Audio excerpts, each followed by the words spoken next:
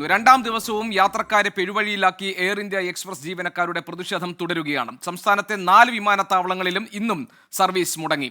UAE-യിൽ നിന്ന് വെള്ളിയാഴ്ച വരെയുള്ള കൂടുതൽ സർവീസുകളും റദ്ദാക്കിയിട്ടുണ്ട്. സമരം ചെയ്ത 25 ജീവനക്കാരെ വിമാന കമ്പനി പിരിച്ചുവിട്ടു.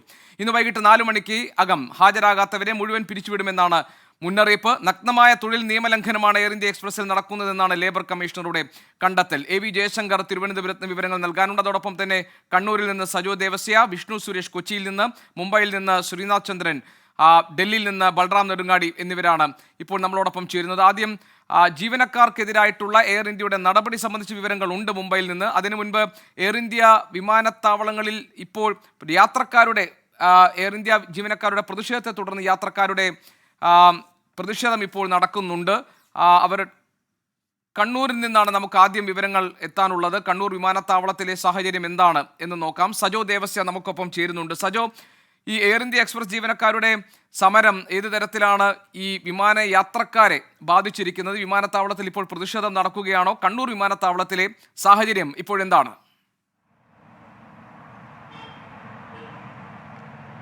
ഗോപികൃഷ്ണൻ, എയർ ഇന്ത്യ എക്സ്പ്രസ് സർവീസുകൾ തുടർച്ചയായി റദ്ദാകുന്നത് യാത്രക്കാരെയും വല്ലാതെ വലയ്ക്കുന്നു. ഇതിൽ ഏറ്റവും പ്രധാനപ്പെട്ട കാര്യം, കഴിഞ്ഞ ദിവസങ്ങളിലടക്കം മുന്നറിയിപ്പില്ലാതെയാണ് സർവീസുകൾ റദ്ദായത്.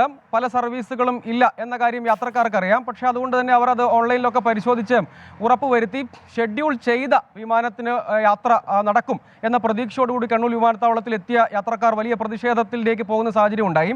അതിൻ്റെ പ്രധാനപ്പെട്ട കാരണം, പല സർവീസുകളിലും ഓൺലൈനിൽ അത് ക്യാൻസൽഡ് ആണ് എന്ന് കാണിക്കുന്നുണ്ട്. അതേസമയം 4:25 ഷാർജ വിമാന സർവീസ് ഉണ്ട്, അത് ഷെഡ്യൂൾ ചെയ്തിരുന്നു. അതുകൊണ്ട് തന്നെ യാത്രക്കാർ ആ യാത്ര നടക്കും എന്ന പ്രതീക്ഷയോടുകൂടി അർദ്ധരാത്രിയോടെയും പുലർച്ചയോടെയും ഒക്കെ വിമാനത്താവളത്തിലെത്തി. അതിനുശേഷം യാത്രക്കാരിൽ പലരും ബോർഡിംഗ് പാസ് എടുത്തതിന് ശേഷമാണ് ഈ സർവീസ് റദ്ദാക്കിയതായി യാത്രക്കാർ അറിയുന്നത് എന്നാണ് ഇതിൽ പ്രധാനപ്പെട്ട കാര്യം. അതായത് ഇതിൽ മറ്റു പല സർവീസുകളും ക്യാൻസൽ ചെയ്തു എന്ന് കാണിച്ചിരുന്നു. അതുകൊണ്ട് ആ യാത്രക്കാർ എത്തിയില്ല. പക്ഷേ ഷാർജയ്ക്കുള്ള യാത്രക്കാർ അത് നടക്കും എന്ന പ്രതീക്ഷയോടുകൂടി എത്തി. അതായത് ഇപ്പോഴും ഇക്കാര്യത്തിൽ കൃത്യമായ മുന്നറിയിപ്പുകൾ നൽകുന്നതിന് പോലും കഴിയാതെ പോകുന്നു എന്താണ് ഇതിലൊരു പ്രധാനപ്പെട്ട പ്രതിസന്ധി. അതിന് പിന്നാലെ കണ്ണൂർ വിമാനത്താവളത്തിലെ എയർ ഇന്ത്യ എക്സ്പ്രസിന്റെ ഓഫീസിൽ യാത്രക്കാരൊക്കെ തള്ളിക്കയറുകയും പ്രതിഷേധിക്കുകയും ഒക്കെ ചെയ്ത നിലയിലേക്ക് പോയി. വലിയ തോതിൽ വൈകാരികമായി അവർ പ്രതിഷേധിച്ചു. കാരണം ദീർഘദൂരം യാത്ര ചെയ്തെത്തിയവർ, അങ്ങനെ ഈ യാത്ര നടക്കുമെന്ന പ്രതീക്ഷയോടുകൂടി യാത്രയ്ക്ക് ഒരുങ്ങി എത്തിയവരൊക്കെ വലിയ പ്രതിസന്ധിയിലായി. പിന്നാലെ വിമാനത്താവളത്തിലെ സുരക്ഷാ ജീവനക്കാരും എയർപോർട്ട് പോലീസും ചേർന്നാണ് അവരെ അനുനയിപ്പിക്കുകയും അവരെ ശാന്തരാക്കുകയും ഒക്കെ ചെയ്തത്. ഇപ്പോൾ പ്രതിഷേധം നടക്കുന്നില്ല. 4 സർവീസുകൾ സർവീസുകൾ റദ്ദാക്കപ്പെടുമ്പോൾ യാത്രക്കാർക്ക് ഒരുക്കേണ്ട ചില സൗകര്യങ്ങളുണ്ടല്ലോ, അത്തരം സൗകര്യങ്ങൾ ഈ എയർ ഇന്ത്യ എക്സ്പ്രസ് അധികൃതർ ഒരുക്കുന്നുണ്ടോ? അതല്ല അവരൊക്കെ പെരുവഴിയിലാണോ അക്ഷരാർത്ഥത്തിൽ?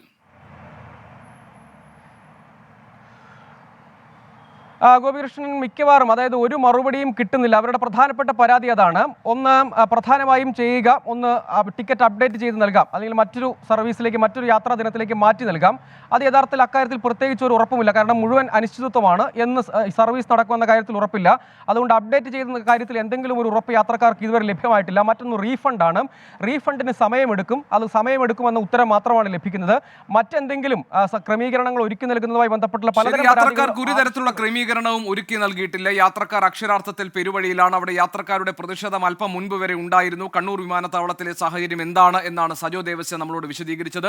തിരുവനന്തപുരം വിമാനത്താവളത്തിലും ഏതാണ്ട് സമാനമായ സ്ഥിതി തന്നെയാണ് എന്നാണ് മനസ്സിലാക്കാൻ കഴിയുന്നത്. AV ജയശങ്കർ നൽകും പുതിയ വിവരങ്ങൾ. ജയശങ്കർ, തിരുവനന്തപുരം വിമാനത്താവളത്തിലും യാത്രക്കാർക്ക് എയർ ഇന്ത്യ എക്സ്പ്രസ് സർവീസുകൾ മുടങ്ങിയത് എത്രത്തോളം അവരെ ബാധിച്ചിട്ടുണ്ട്? എന്താണ് വിമാന കമ്പനി അധികൃതർ യാത്രക്കാർക്ക് നൽകുന്ന ഉറപ്പ്? അവിടെ പ്രതിഷേധം ഇപ്പോഴും ഉണ്ടോ തിരുവനന്തപുരത്ത്?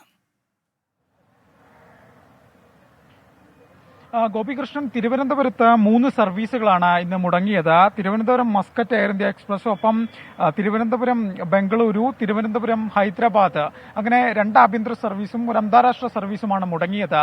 നമ്മൾ രാവിലെ ഇവിടെ എത്തിയൊരു ഘട്ടത്തിൽ എയർ ഇന്ത്യയുടെ ഈ വിമാനത്താവളത്തിലെ ഓഫീസിന് മുന്നിൽ വലിയ തോതിലുള്ള യാത്രക്കാരുടെ പ്രതിഷേധമുണ്ടായിരുന്നു. കഴിഞ്ഞ ദിവസം ഉൾപ്പെടെ ടിക്കറ്റ് ക്യാൻസലായി. ഇന്ന് വീണ്ടും ടിക്കറ്റ് എടുത്ത് വന്നിട്ടും യാത്ര നടക്കാത്തതിൽ യാത്രക്കാർ രാവിലെയും മറ്റു ഓഫീസിന് മുന്നിൽ ഓഫീസിലെ ജീവനക്കാരോടൊക്കെ പ്രതിഷേധം രേഖപ്പെടുത്തി. ഇപ്പോഴെന്തായാലും ഇവിടെ സ്ഥിതി ശാന്തമാണ്. നിലവിൽ യാത്രക്കാരും തന്നെ ഈ ഓഫീസിന് മുന്നിലില്ല. ഓഫീസ് ജീവനക്കാർ ഇവിടെ അവരുടെ ജോലി ചെയ്തുകൊണ്ടിരിക്കുന്നു. പക്ഷേ യാത്രക്കാരെ സംബന്ധിച്ച് ഈ പൊടുന്നനെ ട്രിപ്പുകൾ മുടങ്ങുന്നത് വലിയ തോതിലുള്ള ദുരന്തമാണ് ഉണ്ടാക്കുന്നത്. കാരണം പല ആളുകളും വലിയ തോതിൽ പണം സമ്പാദിച്ച് ആ പണം ഉപയോഗിച്ചാണ് ഈ ടിക്കറ്റുകളെല്ലാം വാങ്ങിക്കുന്നത്. രണ്ടാമതൊരു ടിക്കറ്റ് എടുക്കുക എന്ന് പറയുന്നത് സാധാരണക്കാരെ സംബന്ധിച്ച് സാധ്യവുമല്ല. റീഫണ്ടിനെല്ലാം തന്നെ വലിയ സാങ്കേതിക പ്രശ്നങ്ങൾ നിലനിൽക്കുന്നു.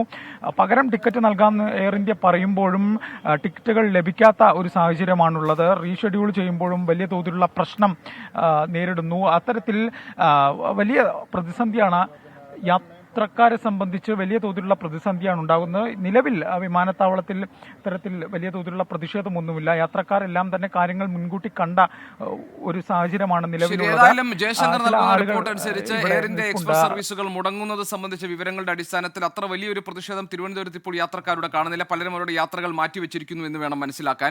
ലോകത്തെവിടെയായാലും ഏത് സമയത്തും 24 വാർത്തകളും ഓഗ്മെന്റഡ് റിയാലിറ്റി പാക്കേജുകളും എക്സ്പ്ലെയിനറുകളും വിശദമായി കാണാൻ ഞങ്ങളുടെ യൂട്യൂബ് ചാനൽ നിങ്ങൾക്ക് സബ്സ്ക്രൈബ് ചെയ്യാം.